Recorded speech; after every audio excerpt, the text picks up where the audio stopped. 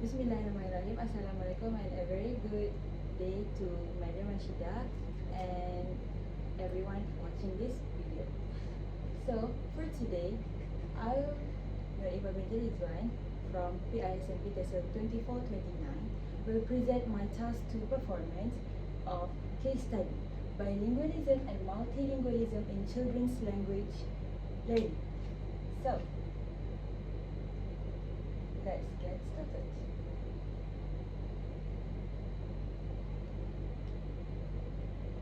Alright, so this is my information and moving on. Alright, so in today's presentation, I will talk about 13 things. So the first one is purpose, and we will move on to case study and what is happening, theory, cognitive impact, linguistic impact, types of bilingualism, learning context, and language transfer, and then moving on we will talk about translanguaging and the big idea, and then we will dive into some real life examples, and also we will talk about the conclusion at the end. Alright, so for the first one, I will talk about the purpose. So, the purpose of this case study, which is bilingualism and multilingualism in children's language learning, is to analyze the impact of bilingualism in children's learning, and then to evaluate different language learning contexts, and also to apply relevant theories to a real classroom situation. So, we will talk about this more thoroughly in the next slide. Alright, so for the second one, we will talk about the case study. So, this is a video of children who can speak multiple language, which means they are bilingual, but also they can speak 3 languages, so that means they are trilingual. So based on this video of my multilingual children, children use different languages in home environment, school setting, and also social interaction. But we ask ourselves, why does this happen? This is because to show natural multilingual development, which means that children learn and use multiple languages naturally without being forced or feeling confused, which is totally normal for them as it is a part of their development of language learning. So we will watch this video together.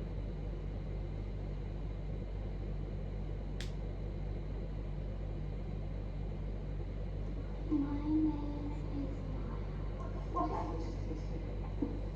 Italian, Polish, English. How old are you?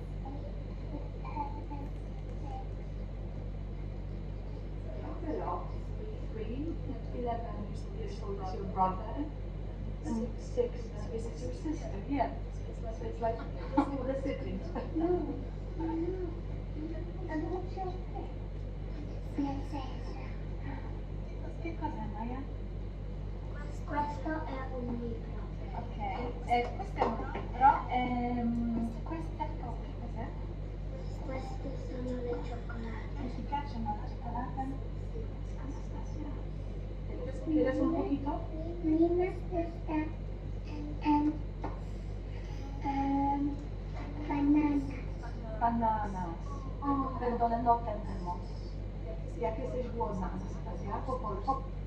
So as you can see in this video, those children mirror multilingualism in their daily lives, which means from even at home, the parents, the mothers and the fathers has exposed them to multiple languages. And to be more specific, for this video, the parents have exposed their children to Spanish language, Italian language, and also English. So that means they are trilingual. They can speak 3 languages. So let's move on to the next slide. So actually, what is happening in that specific video just now? So to be more specific, children in that video can switch between languages depending on context. So, to exemplify, when the mother of that one children asks the daughter, what is this object called in Italian, that her daughter explained that this is a book, but using Spanish language. So that means that child is switching between languages depending on context, because when another mother asks that child about certain things, she can switch to Spanish and also English at the same time. So this actually shows that they are not confused but adapting to situations. So basically, they are using languages that is more appropriate to that situation, to that certain situations, and then that means that learners bring prior linguistic knowledge into classroom. So which means, let's say if I have a sister that can talk multiple languages, let's say English and also English, Malay, and also Arabic. In a Malay or in an English classroom, when it is English subject time, my sister should actually apply her linguistic knowledge of English into her communication skills. But as she is still developing her language learning skills, she will actually bring a bit linguistic knowledge from Malay and also Chinese and also Arabic to her communication skills. So, next one, we'll talk about the theory. So, for this specific case study, bilingualism and multilingualism in children's language learning, the appropriate and suitable theory that applies to it is the socio-cultural theory. What is socio-cultural theory? Alright, so socio-cultural theory is where society and also cultural is involved, which is why it says here that learning happens through interaction, because when children interact with one another or with their peers or maybe parents, teachers, family members at home, when they interact, that counts as a society, right? So this is why when interaction happens, they actually learn in that specific situation. So we can say that language develops in social events. So that means, let's say I bring my sister again to a wedding party. So she will meet another kids there, right? So when they talk and they interact with one another, they can actually expand their language ability, language knowledge, and also language communication ability. And then, according to Bialis Club 2021, managing multiple languages improves cognitive control and also enhances attention and problem-solving skills. So, I will talk about this more detailedly later. Alright, so for the cognitive impact, when children becomes multilingual, they can speak a lot of languages. What are some impacts that happens to them cognitively? So, when children can speak more than one language, they tend to have better memory and also working memory, which means learning multiple languages itself has shown that they can remember a lot of things, which has proved that they have better memory and working memory. And also they will have stronger attention control and also improved problem solving skills and greater cognitive flexibility. Why do they have greater cognitive flexibility? This is because when they have knowledge and the ability to talk in multiple languages, they can easily catch the important things that people talk to them in daily life using whatever language that the child knows. So, for example, let's say I can talk 5 languages: English, Malay, Arabic, Chinese, and also French. And suddenly, I heard a French tourist come were walking with no sense of direction, looking for to go to somewhere, and they were talking in French. I can easily help them using my French knowledge ability, which also proves that I have greater cognitive flexibility because I can catch whatever people say around me, although using different languages from my mother tongue. And then, linguistic impact. Cross-linguistic transfer between languages. So, this means that, just like I said before, when children have ability and the knowledge to talk in multiple languages, they tend to apply the law of languages the law of different languages into the language that they are talking at that specific time. So, for example, Malay language and also English language have different law of language. They have different grammars, different vocabularies, different words, and they also do not have the same way of speaking. So, let's say when a child is talking to a teacher, they sometimes tend to apply, let's say the child is talking in English, the child tends to apply Malay law languages into that sentence structure that they are trying to create in their brain, in their mind. So, then we have stronger vocabulary development. This is because when children can talk multiple languages, their vocabulary will eventually expand because they will learn a lot of new words, a lot of new grammars, and so on. And then we have higher meta-linguistic awareness and also better understanding of language structure.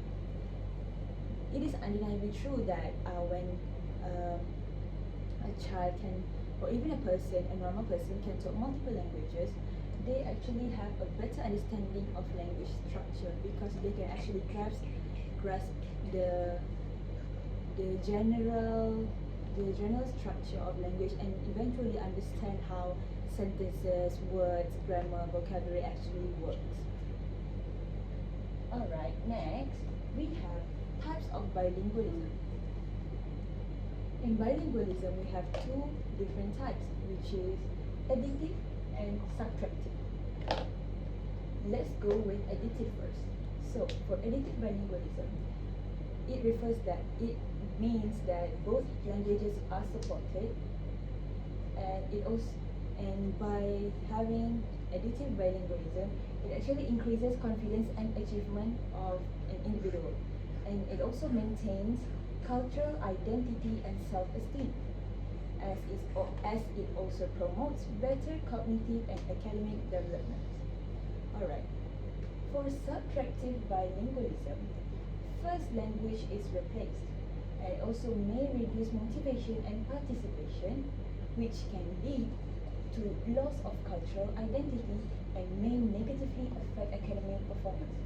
Why is these 2 types of bilingualism important in this topic, in this case study?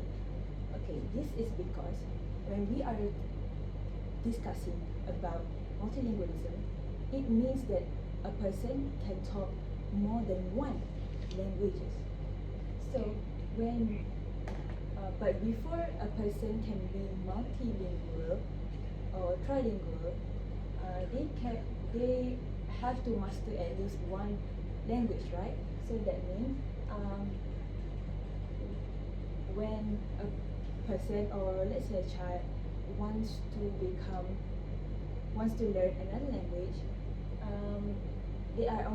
there are only two possibilities that can happen to that child, which is it's either additive bilingualism or subtractive bilingualism. This is because um,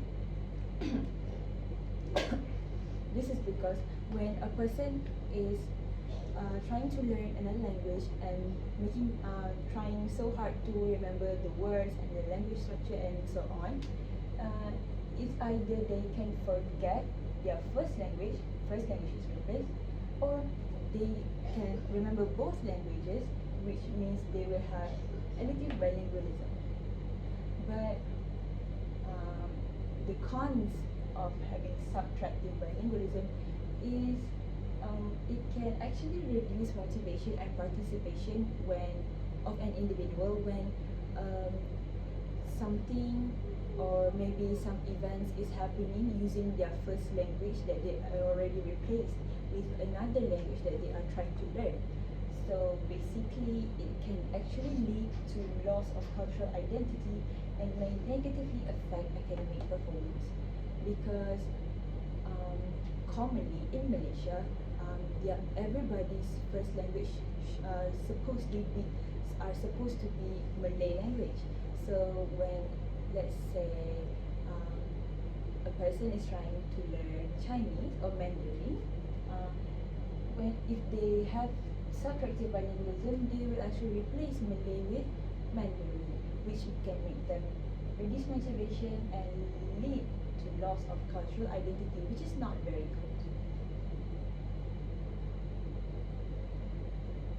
Moving on to learning context.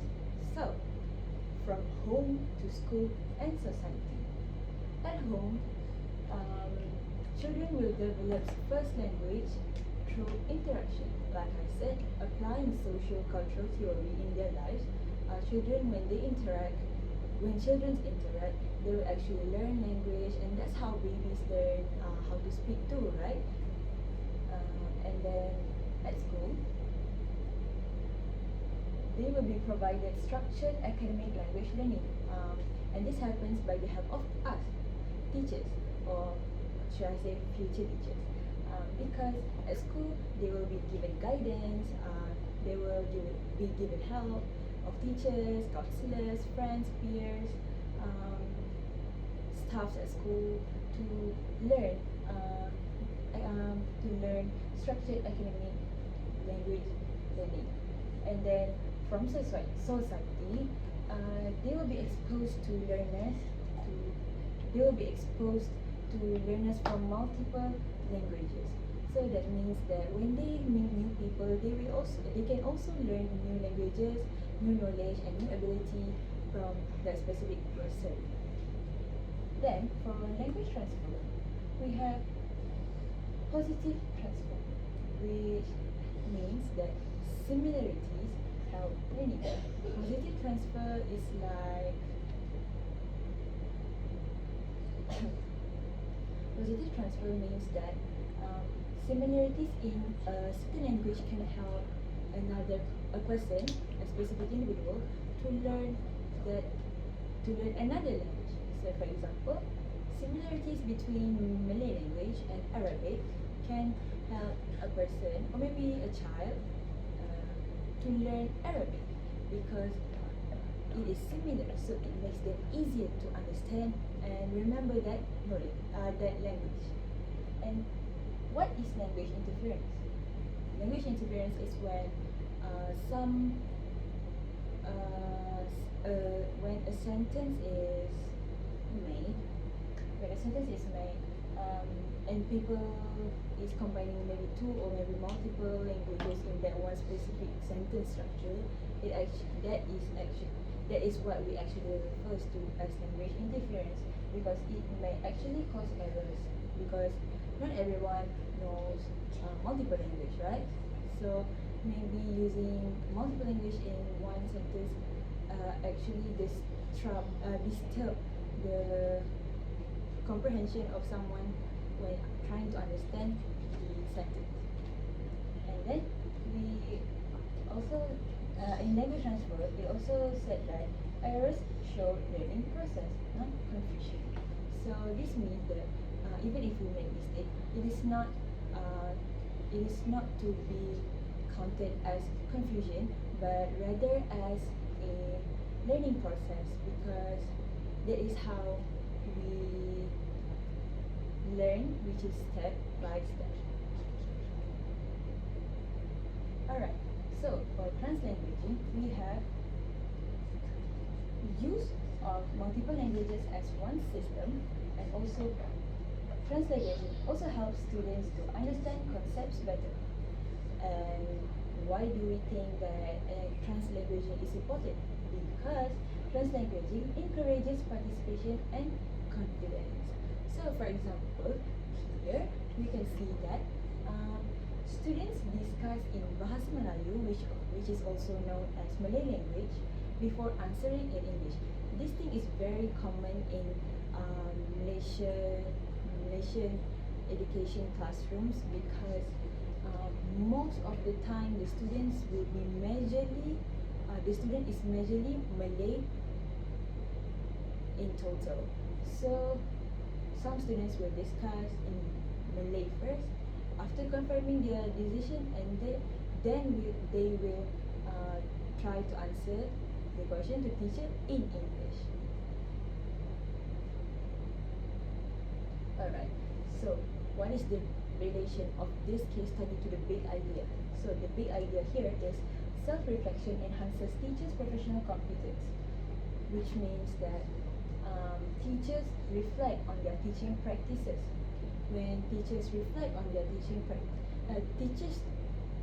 should actually reflect on their teaching practices as to adapt to students' needs.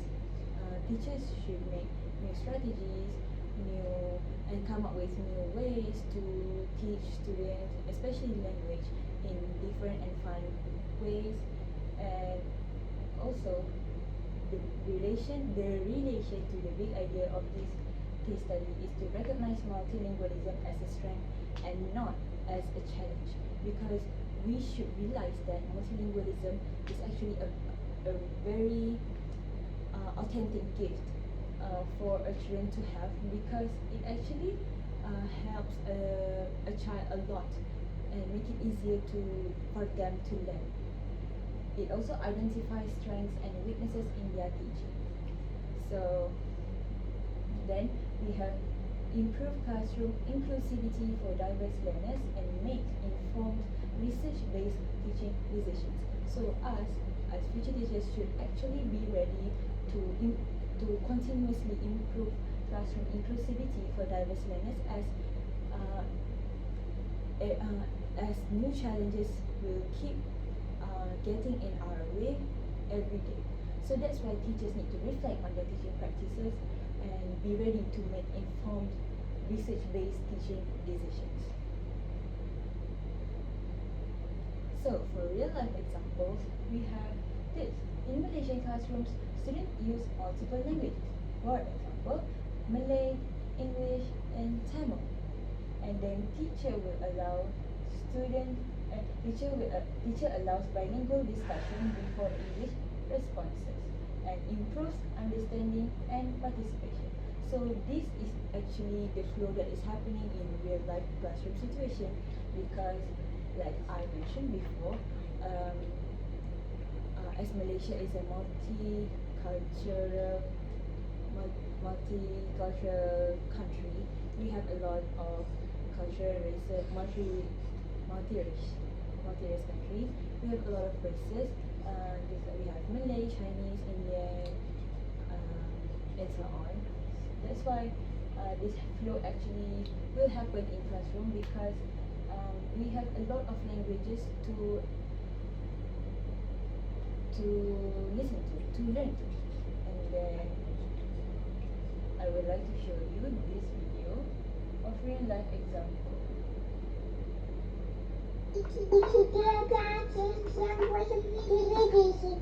Apa English? 1, 2, 3, 4, 5, 6, 7, 8, 9, 10. Apa ni next? 1, 2, 3, 4, 5, 6, 7, 8, 9, 10. Zuma!